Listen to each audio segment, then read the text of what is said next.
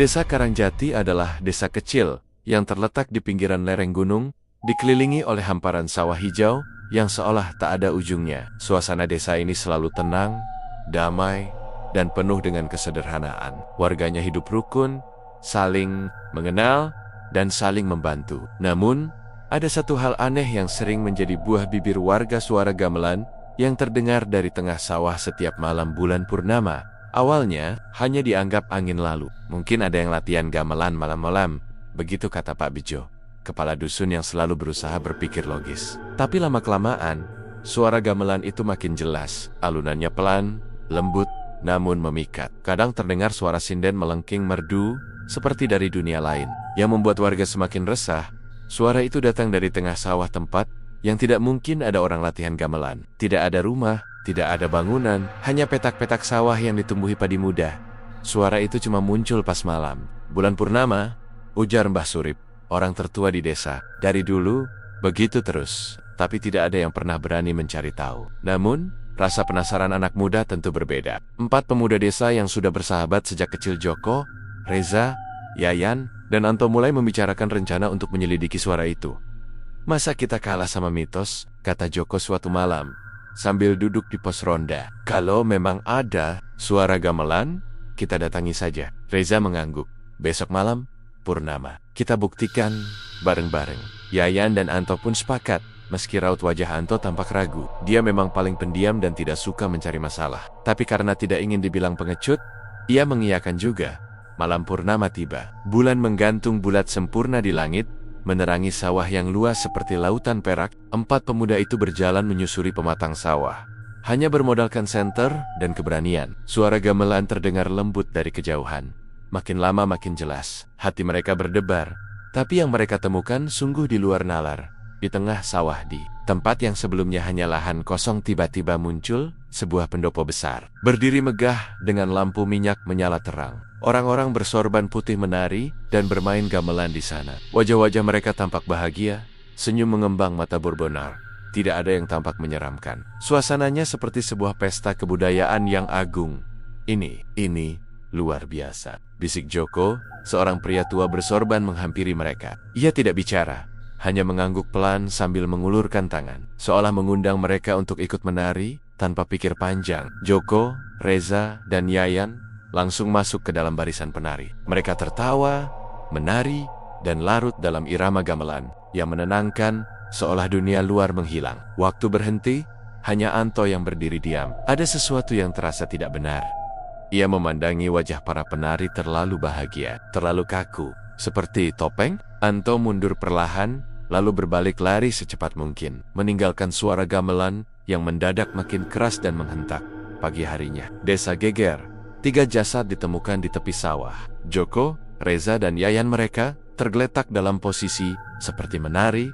Tubuh mereka membatu, kaku, dan dingin. Senyum lebar membeku di wajah mereka, seperti sedang menikmati sesuatu yang tak terlihat. Tidak ada bekas luka, tidak ada tanda-tanda kekerasan, hanya tubuh yang keras membatu, seperti patung. Warga syok. Polisi pun tak bisa menjelaskan apa yang terjadi. Anto, yang selamat, hanya bisa menangis. Ia menceritakan semuanya, tapi tidak ada yang benar-benar percaya. Mungkin dia terlalu trauma, kata beberapa orang. Namun Mbah Surip datang padanya. Sore itu, hanya berkata pelan, sambil menepuk bahunya, "Kau selamat, karena kau menolak ikut menari. Gamelan itu bukan untuk manusia biasa. Itu dunia lain, nak." Sejak malam itu, suara gamelan tidak pernah terdengar lagi. Tapi tiap malam bulan purnama, orang tua desa melarang anak-anak keluar rumah dengan satu pesan yang diwariskan turun-temurun. Jangan pernah ikut menari pada suara yang tidak kau lihat asalnya. Setelah kejadian tragis yang menimpa 3 sahabatnya, Anto tak lagi sama. Ia jarang keluar rumah, pandangannya kosong. Matanya sering memandangi sawah dari jendela kamarnya. Dalam hati, ia menyimpan rasa bersalah yang dalam. Mengapa hanya ia yang selamat?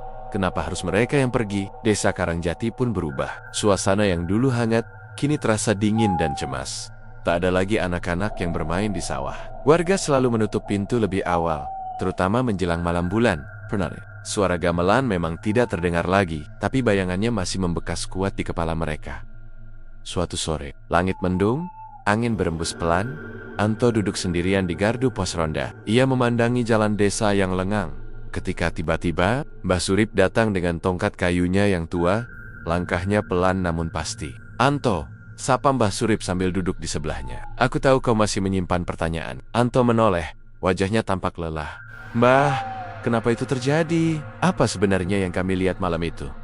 Mbah Surip menghela napas panjang. Matanya menerawang jauh ke arah sawah. Cerita ini tak banyak yang tahu. Tapi mungkin sekarang saatnya Anto duduk lebih dekat. "Ayah ingin tahu." "Ia harus tahu.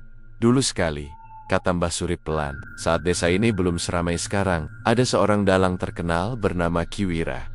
Ia tinggal di pinggir sawah, tepat di tempat kalian mendengar suara gamelan itu." Anto mengangguk pelan. Ia belum pernah dengar nama itu sebelumnya. Ki Wira bukan orang biasa. Konon, ia bisa berkomunikasi dengan makhluk dari alam lain. Tiap malam Jumat Kliwon, ia menggelar pertunjukan wayang di tengah sawah. Tapi bukan untuk manusia, melainkan untuk para makhluk halus. Mbah Surip berhenti sejenak. Ia menatap Anto, memastikan anak muda itu cukup kuat mendengar kelanjutan kisahnya. Orang-orang desa dulu sudah memperingatkan agar tidak ada yang ikut campur. Tapi suatu malam, ada 3 pemuda mabuk yang datang menonton pertunjukan Ki Wira. Mereka tertawa, mengejek, bahkan menari-nari di tengah acara. Anto mulai merasa tubuhnya merinding. Besok paginya, ketiganya ditemukan mati membatu. Sama seperti teman-temanmu, suasana menjadi hening. Hanya suara desir angin yang terdengar. Setelah itu, Ki Wira menghilang. Pendoponya lenyap. Tapi setiap malam bulan purnama, suara gamelan tetap terdengar seperti pertunjukan itu masih berlangsung. Untuk para penonton gaib, Anto menelan ludah. "Lalu, kenapa saya bisa selamat, Mbah?" Mbah Surip menatapnya dalam. "Karena kau menolak ikut menari. Kau menolak masuk ke dalam dunia mereka. Itulah batasnya tuh. Begitu kau ikut, kau dianggap milik mereka." Anto menggeleng-gelengkan kepala pelan, berusaha menerima kenyataan yang baginya seperti mimpi buruk. Tapi, kenapa mereka bisa muncul begitu nyata? Pendopo, orang-orang bersorban, semua terlihat nyata. Karena mereka tahu caranya memanipulasi mata dan pikiran manusia. Apa yang kalian lihat itu bukan pendopo. Itu hanya bayangan fata morgana dari dunia lain. Hanya orang-orang yang sudah terpilih yang bisa melihatnya begitu jelas. "Terpilih?" gumam Anto. "Kenapa kami yang dipilih?" Embes tak menjawab langsung. Ia berdiri perlahan, kemudian berkata, "Karena kalian penasaran. Dan rasa penasaran itu adalah pintu yang paling mudah untuk dibuka." Malam itu, Anto tidak bisa tidur. Ia teringat kata-kata Mbah Surip, terutama tentang Ki Wira dan maklek-maklek yang datang untuk menonton pertunjukan wayang. Pikirannya berputar-putar, bertanya apakah suara gamelan itu akan kembali lagi. Hingga akhirnya ia memutuskan, ia harus mencari tahu lebih dalam. Ia tidak bisa hidup dengan rasa bersalah dan ketakutan selamanya. Ia ingin tahu siapa atau apa sebenarnya yang mengatur semua ini. Dan yang paling penting, apakah ia bisa menghentikannya? Tapi Anto sadar, jika ia ingin menyelami misteri ini lebih jauh, maka ia harus siap menghadapi apapun yang ada di balik tirai gamelan itu. Dan satu hal yang kini pasti, gamelan itu belum selesai berbunyi. Beberapa hari setelah pertemuannya dengan Mbah Surip, Anto masih belum bisa melepaskan pikirannya dari suara gamelan dan kisah tentang Ki Wira setiap malam. Ia duduk di beranda rumah, memandangi sawah yang tampak tenang di bawah sinar bulan. Tapi dalam hatinya, ia tahu ketenangan itu hanyalah permukaan. Di baliknya, ada sesuatu yang belum selesai, sesuatu yang menunggu untuk dibuka kembali. Ia mulai mencari informasi. Ia mendatangi orang-orang tua di desa, bertanya tentang Ki Wira, tentang malam gamelan, tentang pertunjukan wayang yang konon bukan untuk manusia. Namun, hampir semuanya enggan bicara. Sebagian mengaku tidak tahu, sebagian lagi hanya menunduk, sambil berkata, "Sudahlah nak, jangan kau korek-korek lagi, yang lalu biarlah berlalu." Namun tekad Anto sudah bulat. Ia merasa harus menuntaskan semuanya. Tidak hanya untuk dirinya, tapi juga untuk sahabat-sahabatnya yang sudah membatu dengan senyum yang tak wajar itu. Ia ingin tahu siapa yang mengambil mereka. Dan kalau bisa menghentikannya, satu-satunya yang masih terbuka untuk bicara hanyalah Mbah Surip. Suatu malam, Anto kembali mendatangi rumah bambu milik lelaki tua itu. Mereka duduk di beranda, ditemani lampu teplok, dan secangkir teh panas. "Mbah," ujar Anto hati-hati, "saya ingin masuk ke dunia itu, dunia di balik gamelan. Saya ingin tahu semuanya, tapi saya tidak tahu harus mulai dari mana." Mbah Surip memandangi Anto dengan wajah serius. Tak ada senyum, tak ada anggukan, hanya mata tua yang penuh pertimbangan. "Kalau kau masuk," katanya, "pelan, Mungkin kau tidak akan kembali. Anto menunduk, tapi suaranya tegas, saya harus tahu. Akhirnya, setelah diam cukup lama, Mbah Surip berdiri. Ia masuk ke dalam rumah, lalu keluar lagi membawa sebuah kotak kayu tua tercutap debu, terikat dengan tali kain berwarna merah kusam. Ini, warisan dari kakekku. Ia dulu murid Ki Wira, kata Mbah Surip. Di dalamnya ada alat pemanggil, tapi bukan pemanggil makhluk, melainkan pemanggil pintu. Pintu menuju dunia pertunjukan itu. Dengan hati-hati, Anto membuka kotak itu. Di dalamnya ada topeng kayu tua berwarna coklat kehitaman, dengan ukiran halus di sekitar dahi dan mata. Topeng itu tampak hidup, seolah sedang menatap balik ke arahnya. Topeng ini harus dipakai pada malam purnama. Di tengah sawah, di tempat kalian dulu melihat pendopo itu. Lanjut Mbah Surip. Kalau kau memang punya niat tulus, pintunya akan terbuka. Tapi ingat baik-baik, Anto jangan menari, jangan bicara. Jangan sekalipun melepaskan topengnya sebelum kau kembali. Anto menelan ludah, merasakan beban berat di dada. Tapi ia mengangguk pelan. Malam purnama datang lagi. Langit terang, tidak ada awan. Sawah diselimuti cahaya perak yang tenang. Anto berjalan seorang diri ke tengah sawah, membawa topeng di tangannya. Langkahnya pelan, namun pasti. Begitu sampai di tempat itu, suara gamelan mulai terdengar. Lembut, merdu, tapi kali ini berbeda dari sebelumnya. Tidak menggoda, tidak mengundang, melainkan seperti suara yang memperingatkan. Dengan tangan gemetar, Anto memakai topeng itu. Dan seketika, dunia berubah. Langit menjadi gelap. Cahaya bulan lenyap. Di hadapannya, pendopo besar muncul kembali. Jauh, lebih megah daripada yang pernah dilihat sebelumnya. Di sekeliling pendopo, berdiri barisan wayang yang tidak biasa tinggi, bergerak sendiri, matanya menyala merah. Orang-orang bersorban putih menari di tengah pendopo. Iringan gamelan semakin cepat, semakin menghentak. Tapi yang membuat Anto tercekat adalah di antara mereka. Ada Joko, Reza, dan Yayan. Mereka juga menari. Wajah mereka tersenyum seperti dulu. Tapi mata mereka kosong, hampa. Seolah tubuh mereka hanya cangkang. Anto berdiri kaku di luar pendopo, mengamati dari balik topeng. Ia tidak berani masuk, tidak berani menari, hanya melihat. Tiba-tiba, dari balik asap, muncul sosok laki-laki tua bersorban merah, matanya tajam, suaranya menggema. Kau datang. Dengan kesadaran, Anto tak bisa menjawab. Ia hanya diam, mengingat pesan Mbah Surip. Sosok itu tertawa pelan. Kau tidak seperti yang lain, tapi kau tetap tamu di panggung kami. Apa yang kau cari di sini? Anto tetap diam. Ia hanya menunduk, menahan napas. 3 temanmu sudah menjadi bagian dari kami. Mereka ingin menari. Mereka ingin bahagia. Sosok itu mendekat. Kau ingin menyelamatkan mereka? Anto mengangguk sekali. Sosok tua itu tersenyum tipis. Maka satu hal harus kau tahu. Tidak semua yang ingin kau selamatkan ingin kembali. Terkadang mereka sudah terlalu jauh masuk. Dengan gerakan cepat, sosok itu meniup asap ke arah Anto. Semua menjadi gelap. Ketika Anto terbangun, ia sudah berada di pematang sawah. Topeng itu masih menempel di wajahnya. Perlahan, ia melepaskannya. Matahari baru saja terbit. Dunia normal kembali, namun yang membuat Anto tak bisa berkata apa-apa di sebelahnya. Duduk 3 anak kecil yang belum pernah ia lihat sebelumnya. Ketiganya memakai baju putih, wajah bersih, tenang, tapi saat ia menatap mata mereka, ada sorot yang ia kenal. Itu adalah mata Joko, Reza, dan Yayan. Tapi bukan dalam tubuh yang sama. Mereka hanya menatap Anto, lalu berdiri, berjalan pelan menuju desa tanpa berkata apapun. Dan Anto tahu gamelan itu tidak membawa kematian, gamelan itu membawa kelahiran baru. Namun apa arti lahir kembali? Dalam dunia mereka belum tentu berarti selamat, dan pintu itu kini sudah terbuka. Sejak pagi itu, setelah Anto menemukan 3 anak kecil di pematang sawah, suasana di desa Karangjati kembali berubah. Anak-anak itu diam, tidak bicara sepatah kata pun. Mereka tidak menangis, tidak tertawa, bahkan tidak menunjukkan rasa takut. Hanya berjalan perlahan masuk ke desa, seolah mereka tahu kemana harus pergi. Warga desa geger. Banyak yang keluar rumah karena penasaran. Ada yang mengira mereka anak hilang dari desa lain, tapi tidak ada satupun yang mengenali mereka. Kedegannya, berpakaian putih bersih, rambut rapi, mata tajam namun hampa, seperti tak ada jiwa di balik tubuh kecil itu. Anto mengikuti mereka dari belakang, dengan jantung berdegup kencang. Ketika anak-anak itu sampai di depan rumahnya, mereka berhenti, diam, menatapnya lama. Masuklah, ucap Anto akhirnya. Meski suaranya serak, 3 anak itu pun melangkah masuk ke rumah Anto. duduk rapi di lantai ruang tamu. Masih tanpa suara, Anto merasa kepalanya berputar. Ia duduk di seberang mereka, berusaha mengumpulkan keberanian. "Apa kalian? Joko? Reza? Yayan?" bisiknya lirih.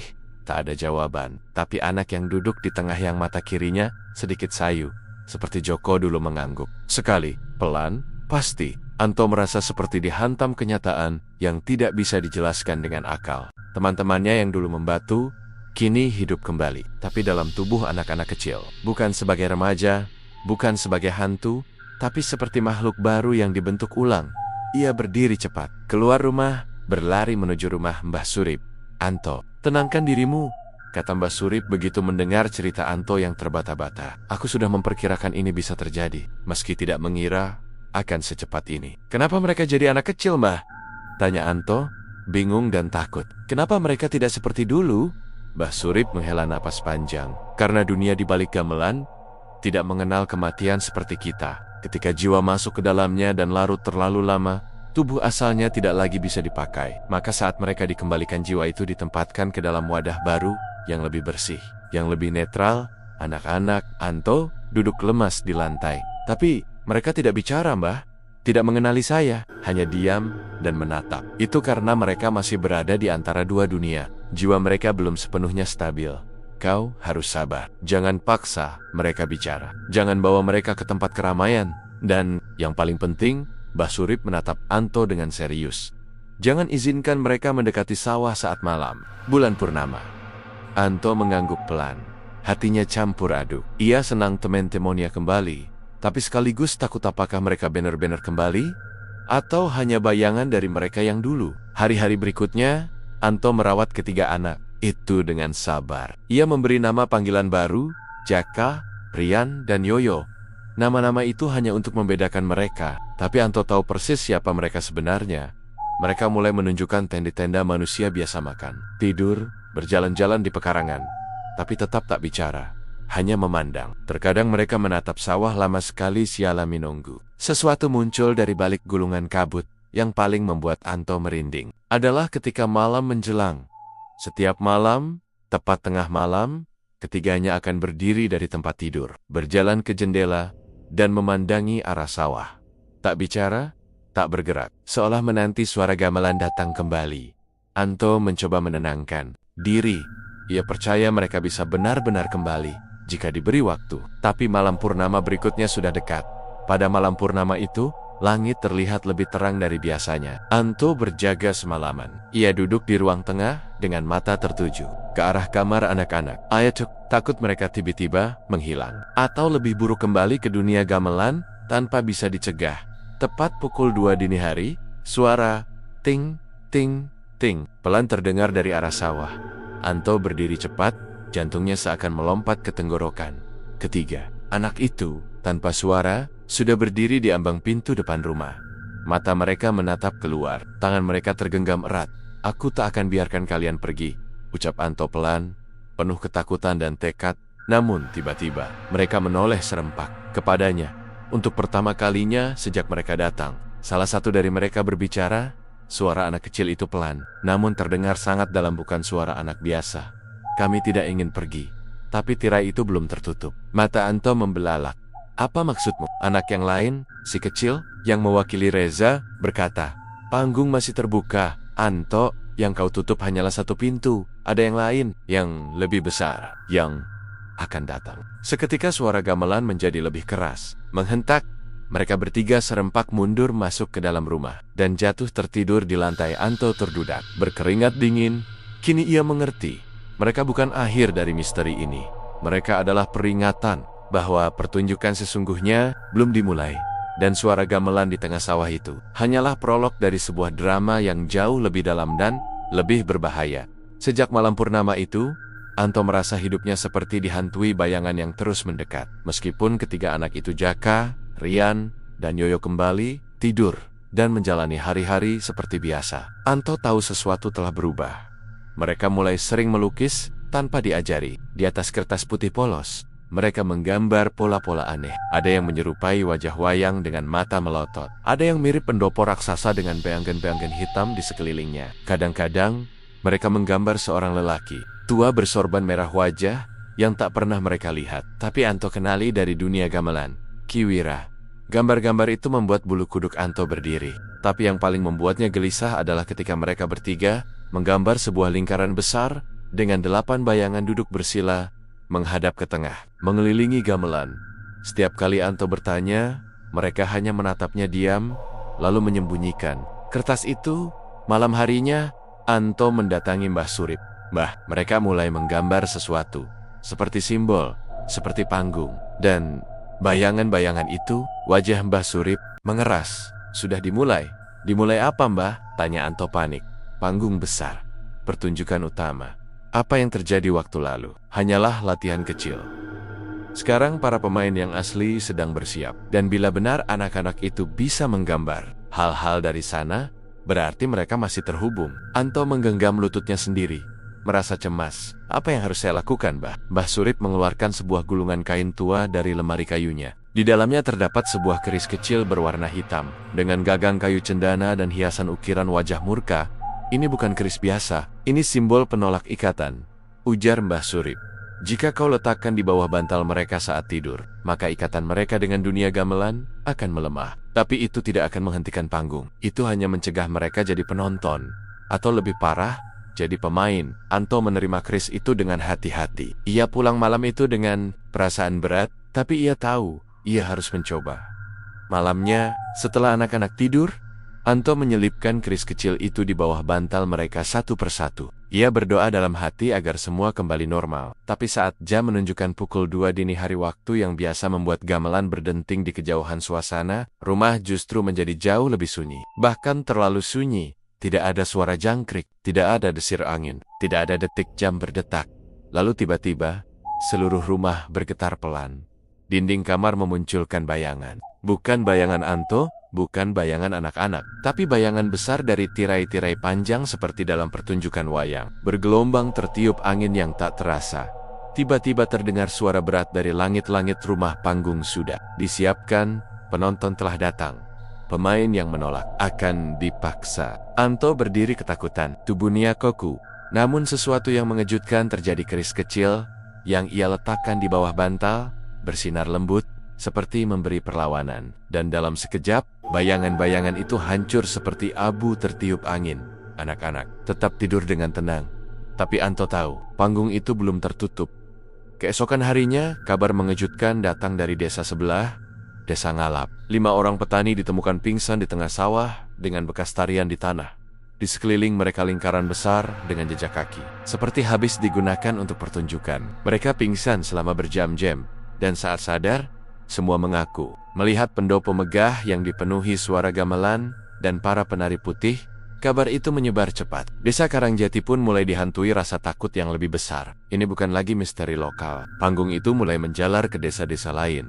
Malamnya, Anto kembali ke rumah Mbah Surip. Ini sudah menyebar, Mbah.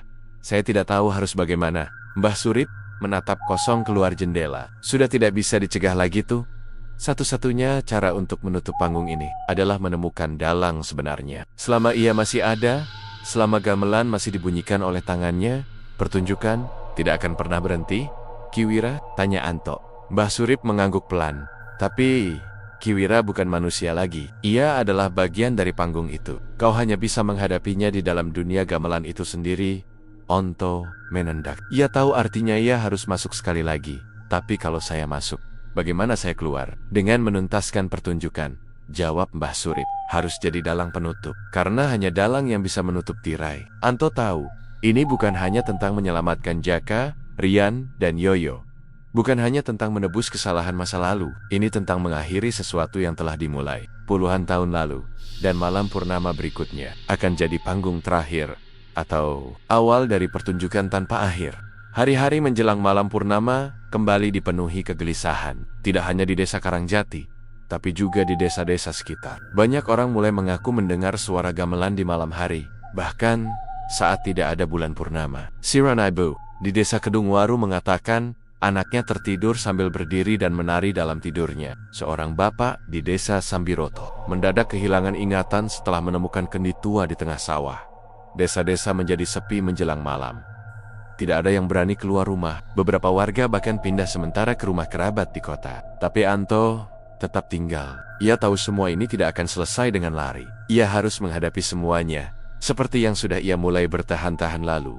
Malam purnama pun tiba. Langit cerah, bulan bulat sempurna menggantung di atas sawah. Jamal, suara gamelan mulai terdengar lagi. Pelan, lalu semakin keras. Seakan-akan angin malam membawa suara itu dari dasar bumi. Anto berdiri di teras rumah, menggenggam keris hitam, pemberian Mbah Surip. Ia menatap jauh ke tengah sawah. Kabut tipis mulai naik dari sela-sela batang padi. Dan di sanalah, di antara kabut yang bergulung seperti uap air panas, tampak pendopo besar, berdiri di tengah hamparan sawah. Pendopo itu tidak terlihat pada Tia seperti bayangan.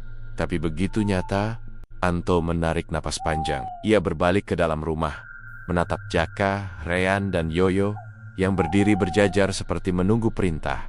Mau ikut? Tanya Anto pelan. Mereka mengangguk serempak. Dengan langkah pelan, Anto dan ketiga anak itu berjalan menyeberangi pematang. Suara gamelan makin kuat, seperti mengundang mereka masuk. Tanah di bawah kaki mereka terasa lebih lembut dari biasanya, seperti sedang berjalan di atas karpet tua. Dan saat mereka mendekat ke pendopo, kabut menyelimuti semuanya, menyerap suara jangkrik, angin, dan bahkan detak jantung mereka sendiri. Begitu melewati batas pendopo, dunia seakan berubah. Langit menjadi merah keemasan. Langit bukan lagi langit malam, melainkan seperti atap langit sore yang membeku. Di depan mereka, ratusan orang duduk bersila, mengenakan pakaian putih, wajahnya tertutup topeng tanpa ekspresi. Di tengah pendopo, duduklah seorang dalang tua bersorban merah, Ki Wira. Sekelilingnya, gamelan ditabuh oleh penabuh-penabuh yang tidak berkedip. Mereka seperti patung hidup, tidak bergerak, kecuali tangan yang terus menabuh alat musik, menciptakan irama yang memabukkan. Ki Wira membuka matanya perlahan dan tersenyum ke arah Anto. Selamat datang kembali, anak muda. Suaranya bergema, tanpa bergerak bibirnya. Panggung ini tak pernah lupa pada pemain lamanya. Anto melangkah maju, menggenggam keris. Aku datang bukan untuk menonton, tapi untuk menutup panggung ini. Ki Wira tertawa, tapi bukan tawa manusia. Tawa itu menggema seperti diseret angin ribuan arah. Kau pikir ini panggung yang bisa ditutup dengan mudah? Lihat sekelilingmu, mereka semua datang karena mereka ingin. Mereka menari karena jiwanya rindu.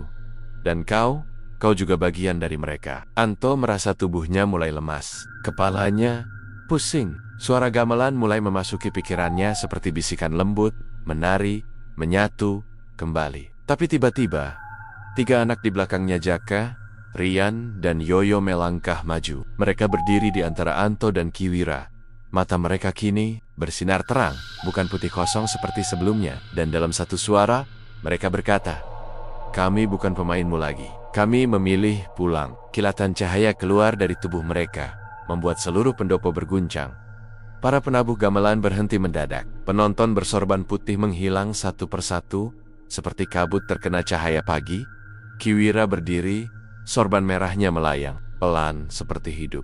Kalian tidak bisa pergi. Panggung ini dibangun dari janji, dan janji tidak bisa dipatahkan begitu saja. Anto maju. Ia mengangkat keris hitam itu ke depan dada. Aku pernah menari di panggung ini. Aku pernah membiarkan teman-temanku membatu karena ketakutanku. Tapi sekarang, aku datang sebagai dalang terakhir. Anto menancapkan keris itu ke lantai pendopo. Suara gamelan pecah seketika.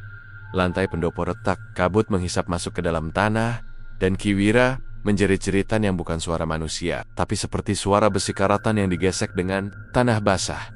Dalam sekejap, segalanya menghilang. Anto terbangun di tepi sawah. Tubuhnya basah oleh embun. Di sampingnya, Jaka, Rian, dan Yoyo juga terbaring. Tapi kali ini, mereka bangun dengan mata normal.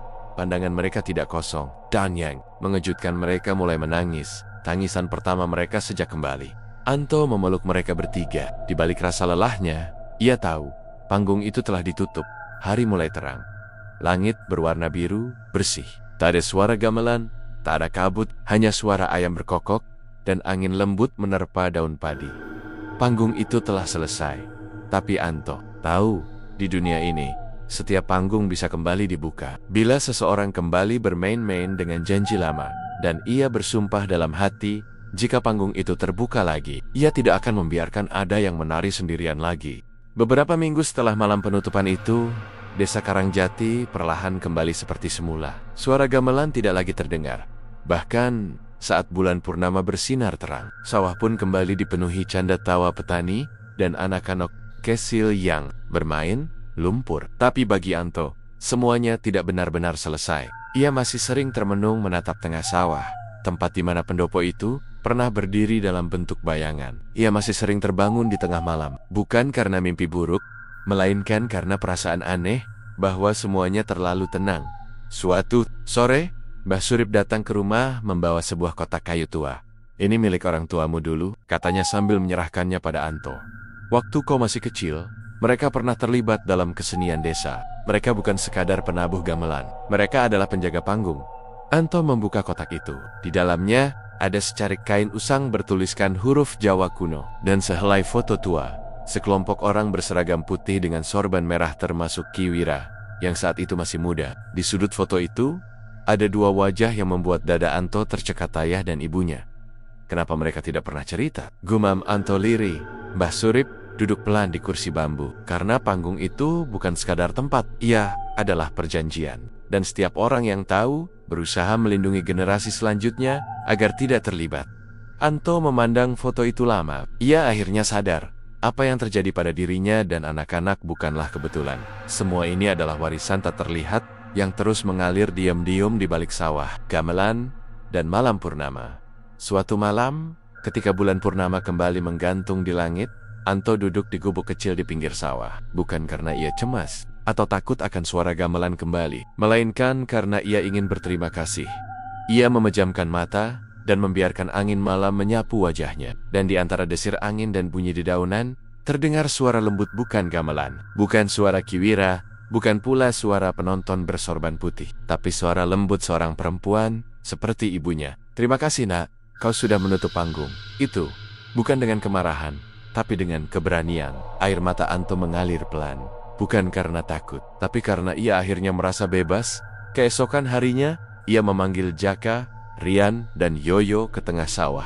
Di sanalah ia membuka lembaran. Buku catatan kecil berisi gambar dan tulisan tangan mereka selama terpengaruh oleh panggung gamelan. Kini, semua coretan itu tampak seperti goresan anak-anak biasa.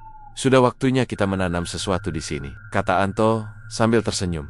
Dengan cangkul dan bibit yang dibawa dari pasar, mereka menanam bunga melati, bunga kenanga, dan beberapa pohon kecil di titik bekas pendopo bayangan. "Apa ini akan tumbuh?" tanya Jaka polos. Anto mengangguk. "Ini bukan cuma tanaman, ini pengingat bahwa dulu di tempat ini pernah berdiri panggung yang menyimpan rahasia. Tapi sekarang, tempat ini jadi tempat kehidupan." Dan sore itu, di bawah sinar keemasan matahari, 4 sosok itu menanam dengan hati yang damai. Tidak ada lagi suara gamelan, tidak ada lagi kabut.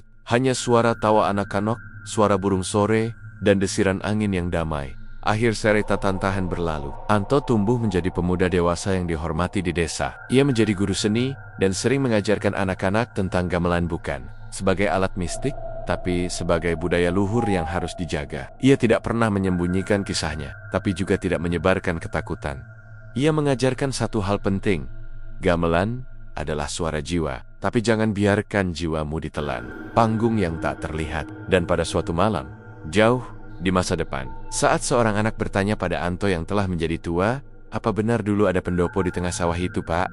Anto tersenyum. Ia menatap bulan purnama yang menggantung di langit, lalu menjawab, "Panggung itu pernah ada, tapi kini panggung itu milik langit. Kita cukup menari di bumi, dan malam pun kembali tenang, tanpa gamelan, tanpa kabut, hanya cerita dan pelajaran."